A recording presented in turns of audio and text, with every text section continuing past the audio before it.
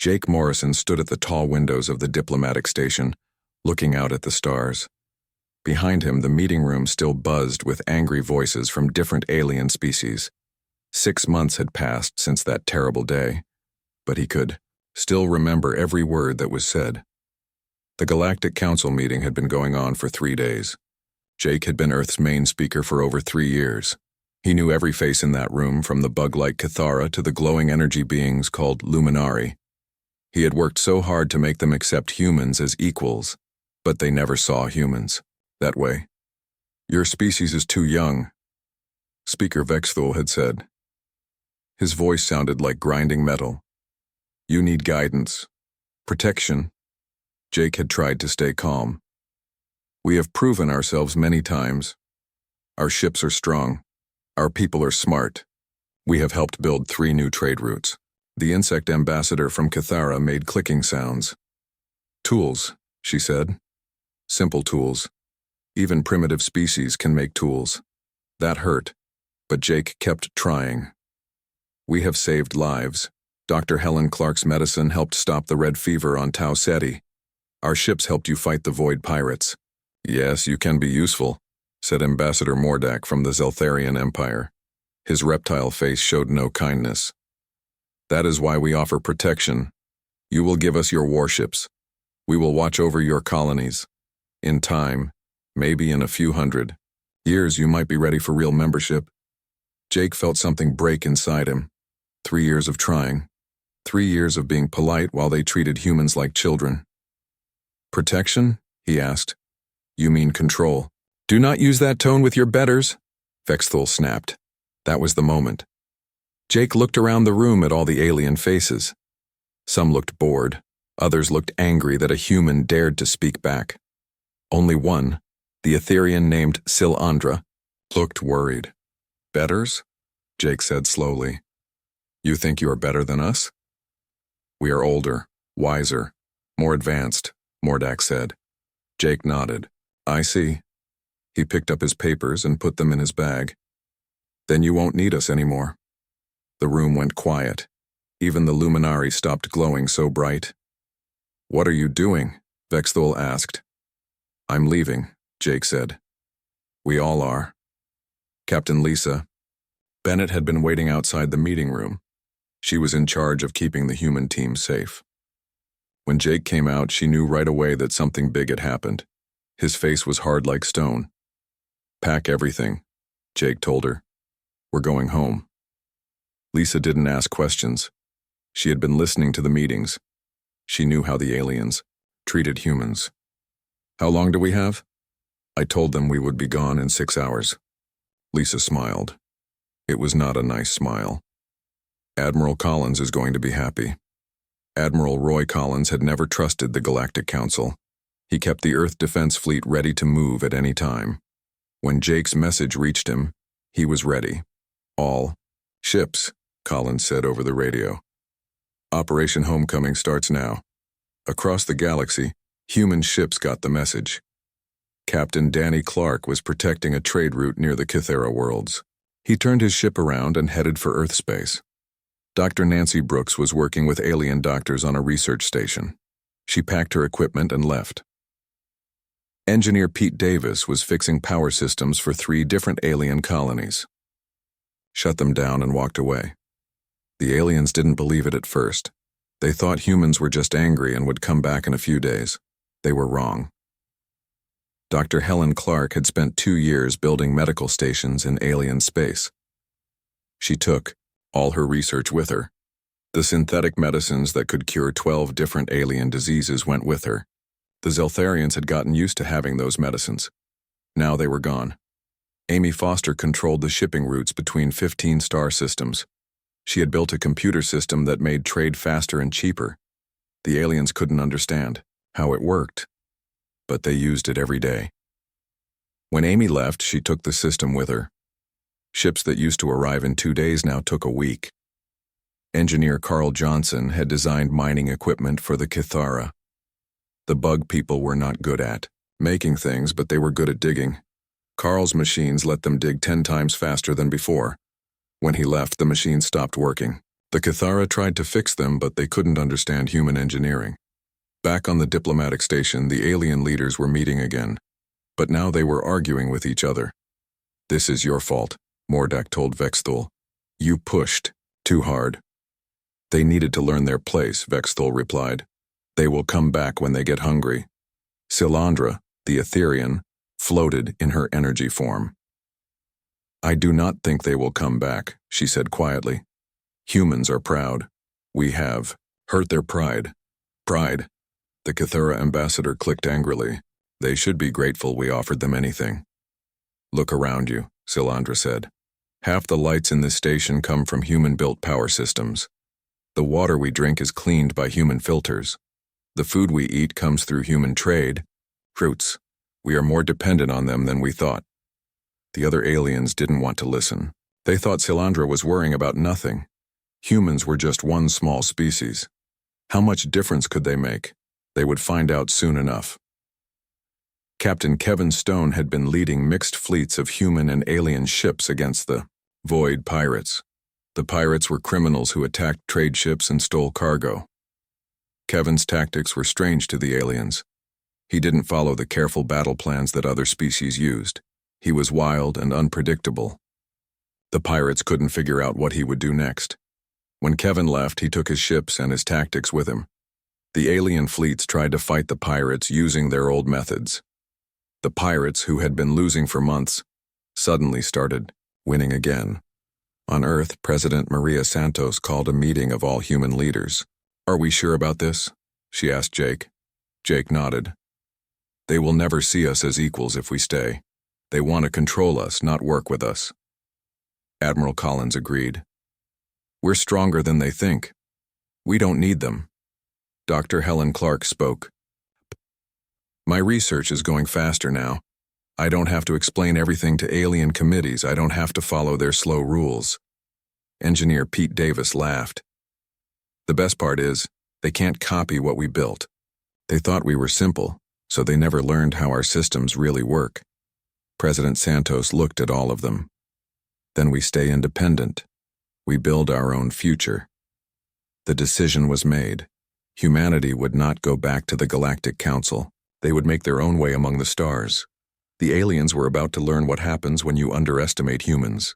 3 months after the humans left, the first problems began to show. The Cathara mining colonies were the first to feel the pain. Their giant digging machines sat broken in the dusty ground. The bug people crawled over the machines, trying to understand how they worked. Zixathara was the chief engineer for the Cathara mining operation on Kepler 7. She had 6 legs and could work for days without rest. But she could not fix the human machines. The designs made no sense to her bug mind. Where Cathara engineering was careful and slow, human engineering was fast and clever. The humans had built machines that could dig through solid rock like it was soft dirt.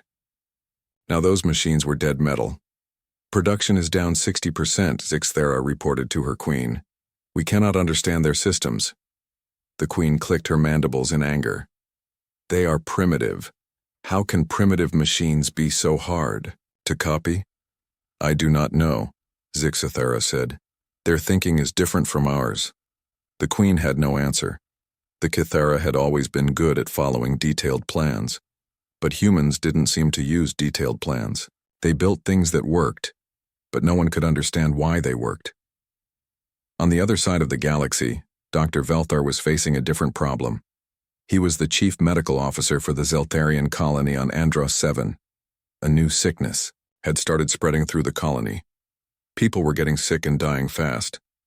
"It's the Red Plague," Dr. Velthar told Colony Commander Tormak, "the same disease that hit Tau Ceti 2 years ago." "Then use the same cure," Tormak replied. "That's the problem," Dr. Velthar said. "The human doctor Helen Clark made that cure.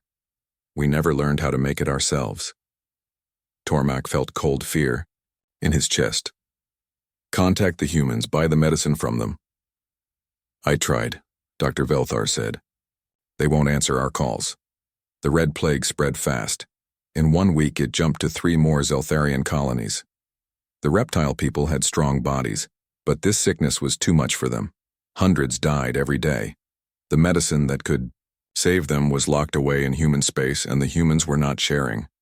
Fleet Admiral Kexthari was having his own problems.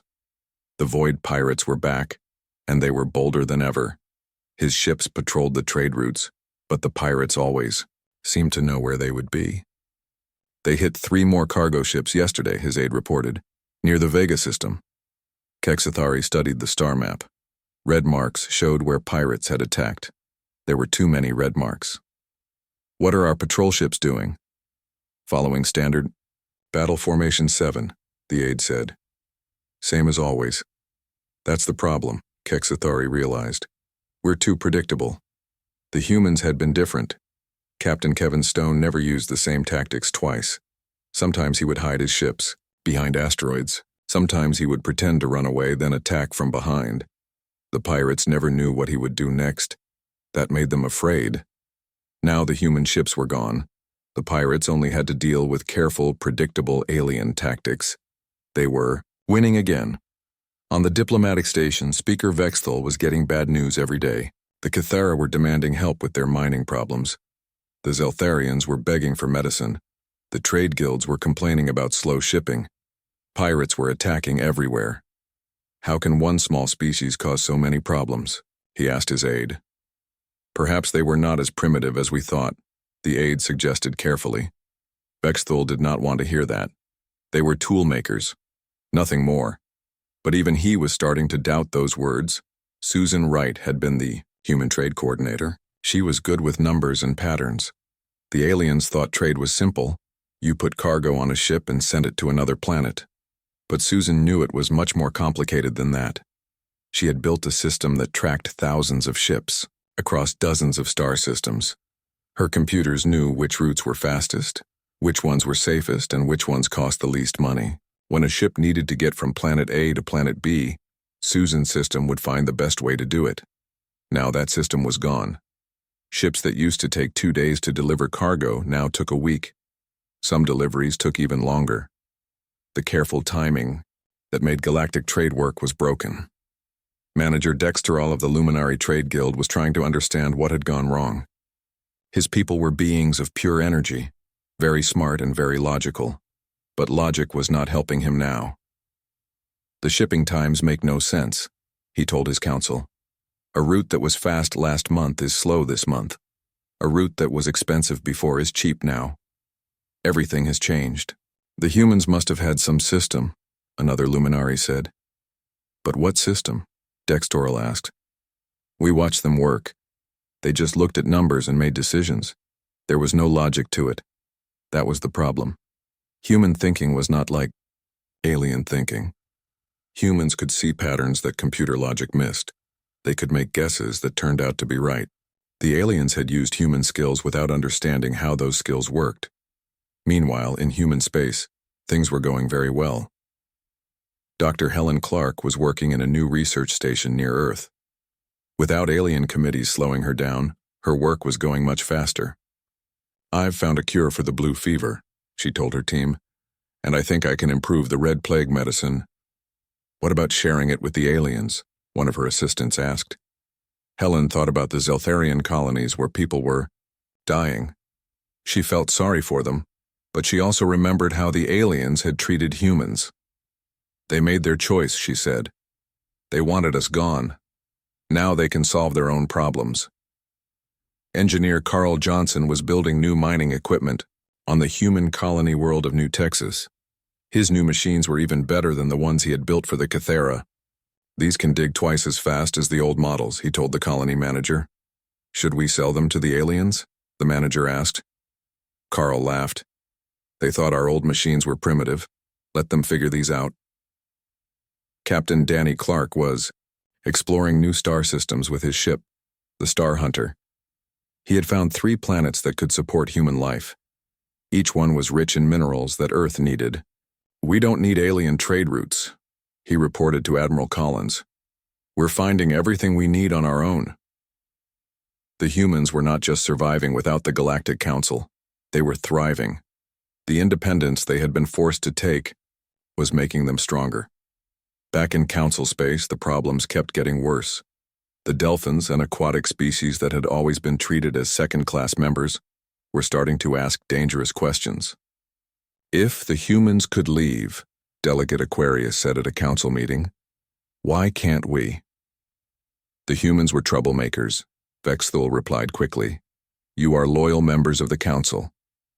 The humans were also useful members, Aquarius said. Now, they are gone and everything is falling apart. Other species were listening to this conversation. Some of them were thinking the same thing. If humans could be independent, maybe they could be independent too. The Galactic Council was learning a hard truth. They had built their power on the idea that species needed them. But what happened when a species decided they didn't need the council at all? The answer was becoming clear. The council needed its members more than the members needed the council, and everyone was starting to figure that out. 5 months after the humans left, panic was spreading through the Galactic Council. What had started as small problems had grown into big disasters. Speaker Vexthul sat in his office, reading report after report of bad news.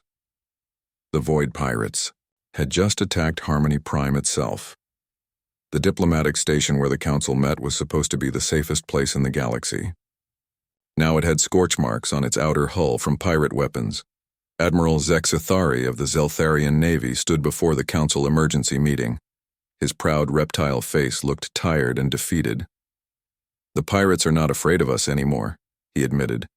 They know our battle plans, they know where we will be. Then change the plans, Counselor Mordak snapped. We have tried, Zexithari replied, but our thinking is too predictable. The human Captain Kevin Stone used to confuse the pirates.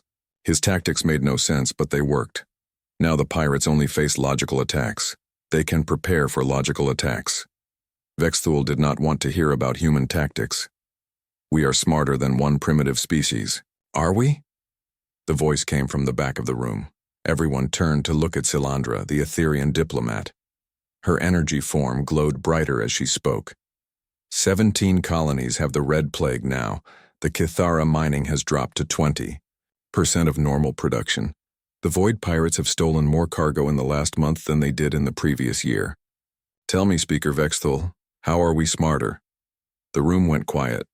No one had dared to speak to the speaker like that before. On the mining world of Kepler-7, the situation was getting desperate. Zixthera, the Kithara chief engineer, had torn apart 3 human machines trying to copy them. Each time she found parts that made no sense. This component has no logical purpose, she told her team. But when we remove it, the machine stops working. Her assistant, Kolthara, clicked his mandibles in frustration. Human engineering is like their thinking. It works, but we cannot understand why. The queen of the Kithara hive was losing patience. Her people needed the mining production to survive. Without enough metals, they could not build new ships or repair old ones. Contact the humans, she ordered. Offer to buy new machines. Zixthara tried to call the human colonies. No one answered. She sent messages. No one replied. The humans were ignoring the Kithara completely. Meanwhile, on the Zeltharian colony world of Andros 7, the situation was even worse. The Red Plague had killed 10,000 people in the last week. Dr. Velthar worked day and night, but he could not stop the disease. We need the human medicine, he told Colony Commander Tormak. It's the only thing that works. Then we will take it, Tormak said. He was angry and desperate. Send warships to human space, demand they give us the cure. That would be an act of war, Dr. Velthar warned. Then let there be war, Tormak replied. Better to fight than to watch our people die. But when Tormak asked for warships, he got bad news. Half the Zeltharian fleet was busy fighting pirates. The other half was protecting colonies from the plague. There were no ships to spare for an attack on human space. Across the galaxy, other species were having their own problems. The Luminari were running out of power. Their stellar collectors needed constant repair, but the repair techniques had been developed by human scientists. Without human knowledge, the collectors were breaking down one by one. The aquatic delphins were watching, all of this with great interest. Delegate Aquarius called a secret meeting of his species leaders. The council is weak, he told them. Look how they struggle without the humans. Maybe it is time for us to think about independence too. "The Council will not let us leave," another Delphin said. "The Council could not stop the humans from leaving," Aquarius replied, "and the humans are doing very well on their own." The Delphins were not the only ones thinking such thoughts. The Saurian Dominion, one of the founding members of the Council, was having private discussions about the future. Ambassador Rextar met with his government leaders in a secret session. "The younger species are losing respect for the Council," he reported. "Some are talking about leaving. If more species follow the human example, the Council will fall apart." Prime Leader Skarmoth was an old and wise Saurian. He had helped create the Galactic Council many years ago. "Perhaps," he said slowly, "we chose the wrong path with the humans." "You think we should have treated them as equals?" Rextar asked. "I think," Skarmoth said, "that we should have listened when they proved their worth. Pride made us blind." The secret conversation went further than that. Rextar was ordered to make contact with the humans, not for the Council, but for the Saurian Dominion alone. In human space, things were very different. The colonies were growing fast. New ships were being built every month. Dr. Helen Clark had not only improved the Red Plague cure, she had found ways to prevent 6 other diseases. "We're making more progress in 5 months than we made in 3 years with the Council," she told President Maria Santos during a video call. Engineer Carl Johnson had similar news. "The new mining equipment is ready. It's twice as good as anything. We built for the aliens, and we're keeping it for ourselves." Captain Danny Clark had found 2 more habitable worlds. "Both planets have rich mineral deposits," he reported. "We can support 10 times our current population." Dr. Lucy Morgan, working at the research station on New Hope Colony, had made the biggest discovery of all. "I've solved the faster-than-light communication problem," she announced to the human leadership. President Santos felt her heart race. "You mean instant communication across any distance?" "Exactly," Dr. Morgan said. "No more waiting weeks for messages to travel between star systems. We can talk to any human colony instantly." This changed everything. The Galactic Council controlled information by controlling communication networks. If humans could talk instantly, across the galaxy, the Council's power would be broken. Admiral Roy Collins was building the new human fleet when he got an unexpected message. It came through secret channels from the Saurian Dominion. "They want to meet," he told President Santos. "Not as council members, as an independent government." "What do they want?" Santos asked. "They want an alliance," Collins replied. "Equal, partners, not master and servant." Santos thought about this. The Saurians were powerful and respected. An alliance with them would change the balance of power in the galaxy. "Set up the meeting," she decided. Ambassador Rick Hunter met with the Saurian representatives on a neutral space station far from Council territory. The Saurian diplomat was Rexitar, but he was not speaking for the Council. He was speaking for his own people. "We made a mistake with your species," Rextar said directly. "We let pride and tradition blind us to your abilities." Rick had been expecting threats or demands. This honest admission surprised him. "What are you proposing?" Mutual defense treaty," Rextar replied. "Trade agreements, technology sharing as equals." "Not as junior partners?" Rick asked. "As equals," Rextar confirmed. "Your people have proven they do not need the Council. My people are starting to wonder if we need it either." Back on the diplomatic station, Speaker Vexthul was getting the worst news yet. His aide rushed into his office with a data pad full of emergency reports. "The Saurians are meeting with humans," the aide said. "Intelligence reports confirm it." Vexthul felt something cold in his stomach. The Saurians were a founding member of the Council. If they left, others would follow. "And there's more," the aide continued. "The Delphins have stopped sending tribute payments. 3 minor species have closed their embassies. The Kithera are threatening to leave if we cannot solve their mining crisis." The Council was falling apart, and it was all because they had been too proud to treat humans as equals. Vexthul made a decision that would have been unthinkable 6 months ago. "Send a message to the human government," he ordered. "Tell them we want to talk."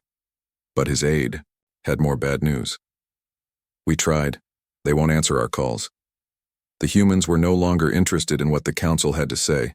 They were building their own future, with new allies and new possibilities. The council that had rejected them was now desperate to get them back, but it might already be too late. The message came on a Tuesday morning. Dr. Frank Williams, Earth's chief scientist, was drinking coffee when his assistant ran into his office. "Sir, we're getting a call from the Etherian diplomat Silandra," the assistant said. "She says it's urgent." Frank had not heard from any council member in 6 months. He was curious. "Put her through." Silandra's energy form appeared on the screen. She looked dimmer than usual, as if she was tired. "Dr. Williams, thank you for taking my call. I know relations between our peoples have been difficult." "That's one way to put it," Frank replied. "I am not calling for the council," Silandra said quickly. "I am calling as someone who wants to prevent more death and suffering. The Red Plague has now killed 50,000 Zeltharians. The Cathera colonies are running out of food because their mining has almost stopped. Pirate attacks have increased by 500%. Frank felt sorry for the innocent people who were suffering, but he also remembered how the council had treated humans. "What does this have to do with us?" "We need your help," Silandra said simply. "We were wrong about your people. We were arrogant and blind, but people are dying because of our mistakes. So you want us to fix your problems?" "We want to discuss a new relationship," Silandra replied. "One based on equality and respect." Frank was quiet for a moment. Then he said, "I'll pass your message to President Santos, but I can't promise anything." President Maria Santos called an emergency meeting of the human leadership. Everyone was there. Admiral Collins, Dr. Helen Clark, Engineer Carl Johnson, Ambassador Rick Hunter, and others. "The council wants to talk," Santos told them, through Silandra. "It's a trap," Admiral Collins said immediately. "They'll try to trick us into coming back under their control." "Maybe," Santos replied. "But people are dying, and we're not monsters, Doctor." Helen Clark spoke up. "I've been watching the plague reports. It's getting worse. The Zeltharians don't deserve to die just because their leaders were stupid."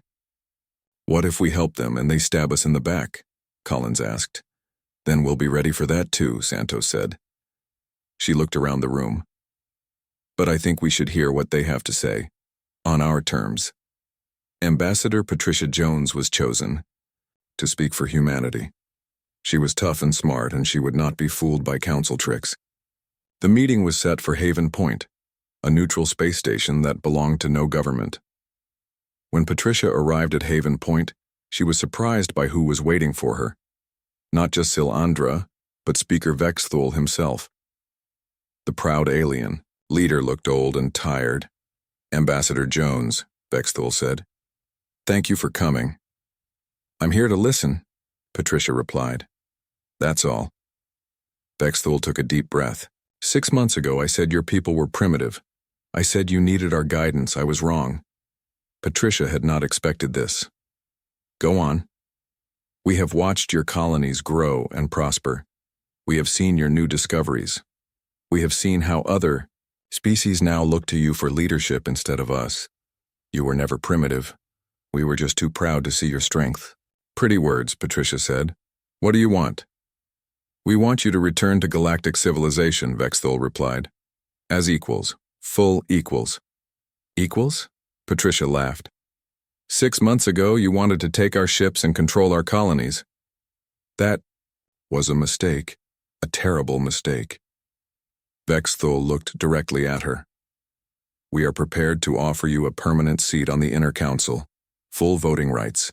No restrictions on your military or colonies." Patricia was surprised again. The Inner Council was only for the most powerful species. It was a huge offer, but she knew there had to be more. "What else?" she asked. Silandra spoke up. "We need your help with the current crises. The plague, the pirates, the mining problems. We cannot solve them without human knowledge. So you want us to fix your problems and then be grateful for a seat at your table?" "No," Vexthul said firmly. "We want you to help us rebuild galactic civilization into something better. Something where all species are truly equal." Patricia thought about this. It was a big change from the Council's old ways. But was it real? "Need to talk to my government," she said. Back on Earth, the human leadership debated for hours.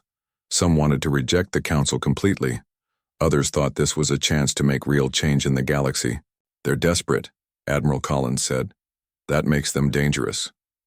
"It also makes them willing to change," President Santos replied. "This might be our only chance to fix the whole system." Dr. Helen Clark had been quiet during most of the debate. Finally, she spoke. "I became a doctor to save lives. Right now, people are dying from diseases I can cure. If we can help them and make the galaxy better at the same time, shouldn't we try?" Engineer Carl Johnson agreed. "We've proven we want their protection. Now we can prove we're better leaders than they were." The debate went on for 2 days. Finally, President Santos made the decision. "We'll go back, but with conditions. Big conditions."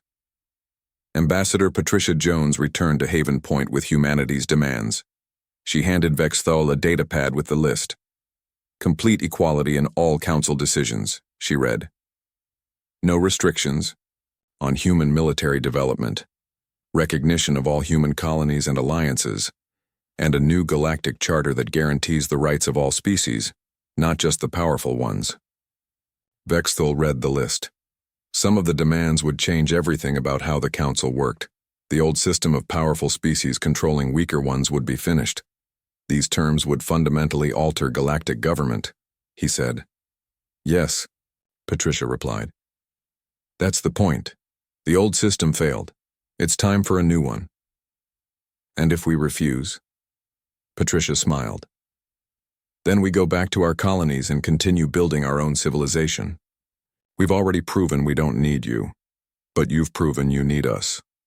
It was true. The Saurians had already signed an alliance with humanity. The Delphins were talking about joining them. If the Council rejected humanity again, it would probably fall apart completely. "I need to discuss this with the other Council members," Vexthal said. The discussion took 3 days. There were angry arguments and hurt pride, but in the end, fear won over pride. The Council agreed to humanity's terms. The new Galactic Compact was signed 2 weeks later. Dr. Ellen Foster led the human team that wrote the new laws. Unlike the old Council Charter, the new agreement protected the rights of all species. It banned the practice of treating younger civilizations as inferiors. It required that all major decisions be made by vote, not by the dictates of powerful species. Most importantly, it recognized that different species had different strengths. Humans brought innovation and adaptability. The Saurians brought wisdom and stability. The Delphins brought creativity and art. The Kythera brought patience and dedication. Every species had something valuable to offer. 6 months later, Jake Morrison stood once again at the windows of the diplomatic station. But now he was not looking out at stars in defeat. He was watching the new mixed fleets patrol the trade routes. Human ships flew alongside Saurian cruisers and Delphin explorers. The pirates were gone, defeated by the unpredictable tactics that humans had taught to their new allies. The Red Plague was cured by medicine that Dr. Helen Clark had freely shared. The mining operations were running better than ever with new human-designed equipment that the Kythera had learned to build themselves. "It's amazing how much we accomplished once we started working together as equals," Silandra said. She had become one of Jake's closest allies on the new council. "We could have had this from the beginning," Jake replied. "If people had been willing to listen." "Sometimes," Silandra said, "pride must be broken before wisdom can grow." Admiral Collins visited the station that day. He looked out at the mixed fleets with satisfaction. "We didn't just get respect," he told Jake. "We changed the whole galaxy." Jake nodded. "Walking away was the hardest thing I ever did, but it was also the best thing. The species that had once dismissed humans as primitive now competed for human partnership. The Luminari wanted human help with their energy research. The Kythera asked for human engineers to teach their young. Even some of the proud Zeltharians admitted that human medicine was superior to their own. But the humans had learned something too. They had learned that strength was not just about independence. True strength came from lifting others up, not pushing them down. The new Galactic Alliance, as it came to be called, was different from the old Council. It was based on cooperation, not domination. Each species contributed what they did best, and everyone benefited. As Jake watched the stars, he thought about the long journey that had brought them here. From rejection to respect, from isolation to alliance. Humanity had not just found its place among the stars. It had helped create a better galaxy for everyone. The Council that had once been desperate to control humans was now grateful for human leadership. And the humans, who had once been desperate for acceptance, had learned that sometimes the best way to gain respect was to demand it.